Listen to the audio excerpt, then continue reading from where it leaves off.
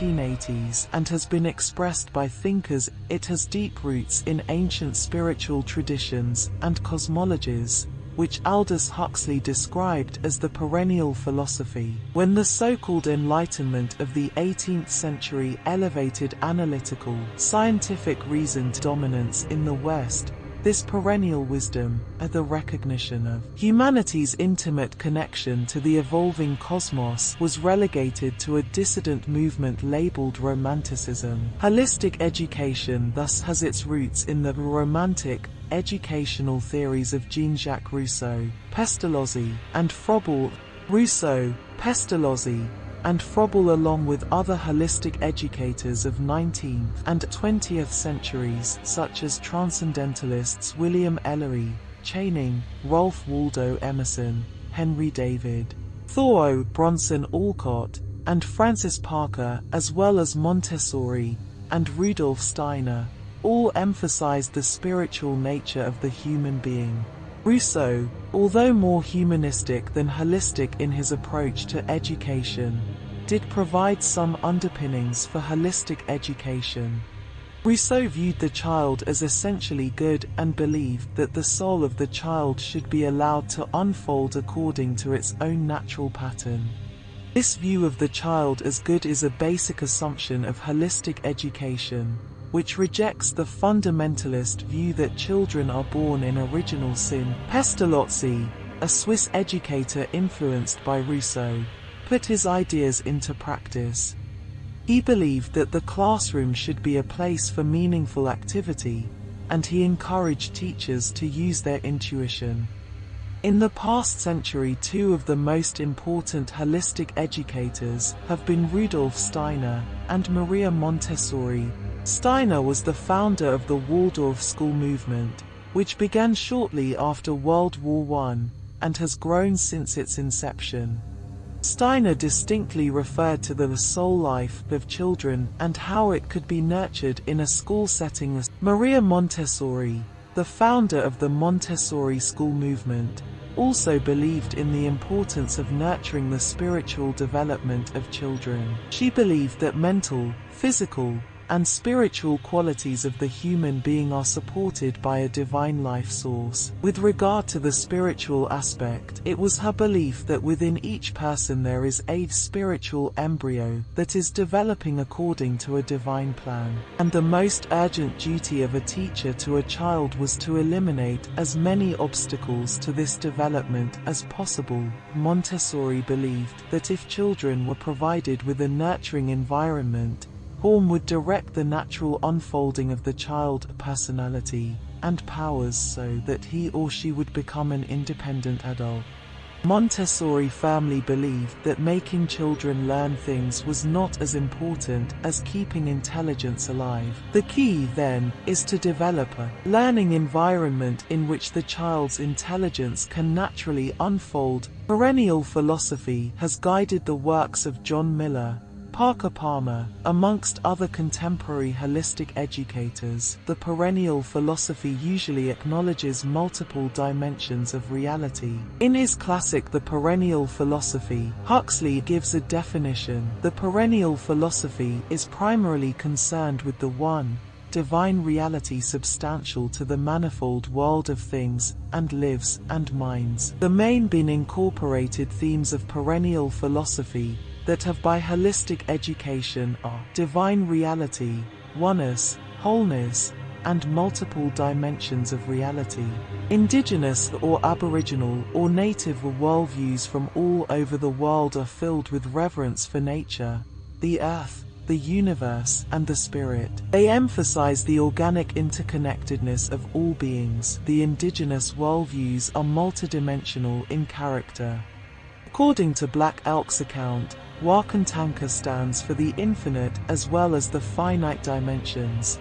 It is everything, and yet above everything, the source and end of everything, and the one who watches over and sustains all life. The major ideas included the indigenous worldview that have been built into the theories and practices of holistic education are reverence for nature, the earth, the universe, and the spirit, the interconnectedness and sacredness of reality, and humans' reintegration with nature.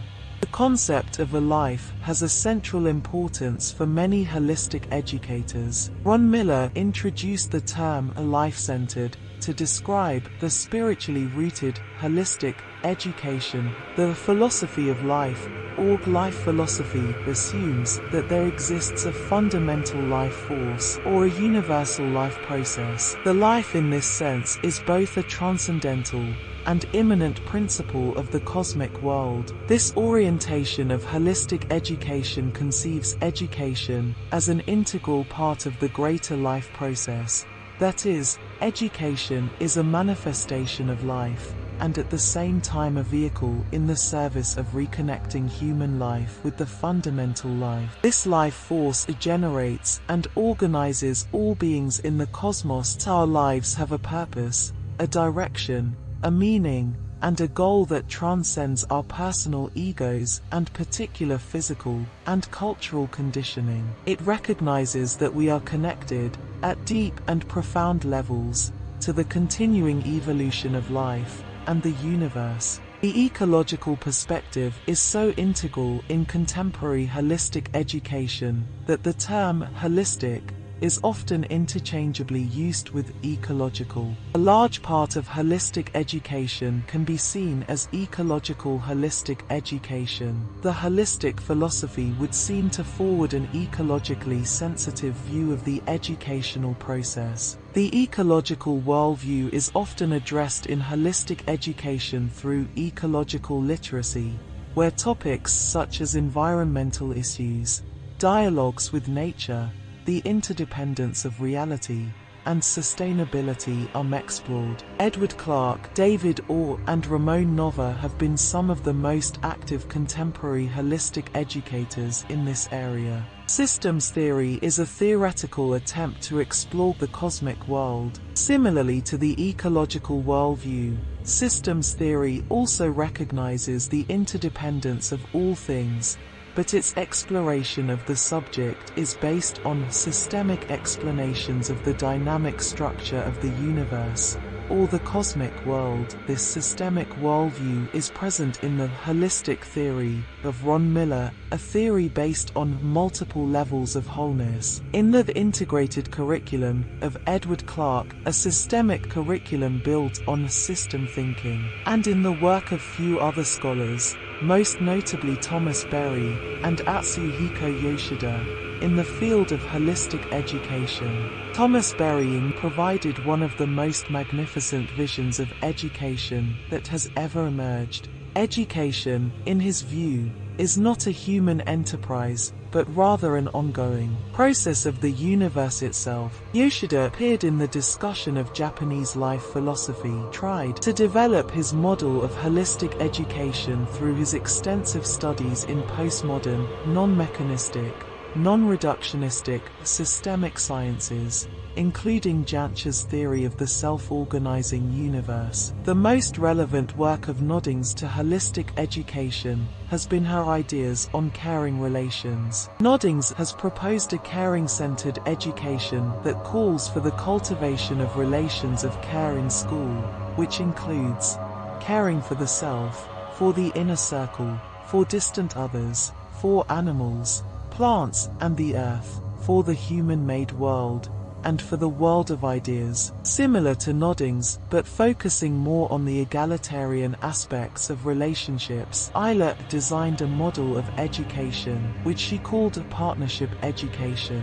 Noddings' thoughts on caring relations and Isla's ideas on partnership education are directly or indirectly present in the works of virtually every holistic educator. For methodological purpose only, holistic education has noted 4 pillars of learning in the 21st century. This starts with learning to ask. To ask is a natural act of consciousness in its search for knowledge. Its real purpose is not so much for the question to be answered as to be explored. Learning to learn means empowering the attributes of consciousness to exercise skills such as paying attention, listening, perceiving, and developing curiosity, intuitiveness, and creativity. Learning to learn means having the ability to direct and take responsibility for one's own learning, for keeping oneself up to date, for knowing where to look for knowledge. This type of learning is radically different from acquiring itemized codified information or factual knowledge, as often stressed in conventional curriculum and in rote learning. Rather, it implies the mastering of the instruments of knowledge themselves. Learning to do is linked learning a profession and to productive work, learning to adapt to the needs of work and ability to work in a team, along with the strategic use of knowledge to resolve problems and make rational decisions in generating quality goods and services. Learning to do means knowing how to take risks as well as take the initiative. This pillar of learning implies in the first place for application of what learners have learned or known into practices. It is closely linked to vocational technical education and work skills training. However, it goes beyond narrowly defined skills development for doing the specific things or practical tasks in traditional or industrial economies. The emerging knowledge-based economy is making human work increasingly immaterial. Learning to do calls for new types of skills, more behavioral than intellectual.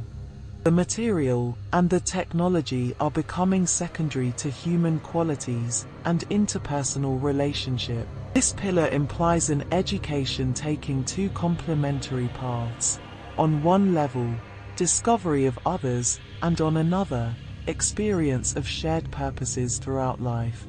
Specifically, it implies the development of such qualities as knowledge and understanding of self and others, appreciation of the diversity of the human race, and an awareness of the similarities between and the interdependence of all humans, empathy, respect of other people and their cultures and value systems. Learning to be means the discovery of true human nature and encounter with the essence of oneself, which goes beyond the psychic apparatus of thoughts and emotion. It is learning to belong to the whole. It is the discovery of our universal dimension. It is the discovery of one's own being, and the inner wisdom achieved through self-knowledge. Holistic education nurtures this learning in a special way, by recognizing the human being as a basically spiritual being in search of meaning. Learning to be may therefore be interpreted in one way as learning to be human, through acquisition of knowledge, skills and values conducive to personality development in its intellectual, moral, cultural, and physical dimensions.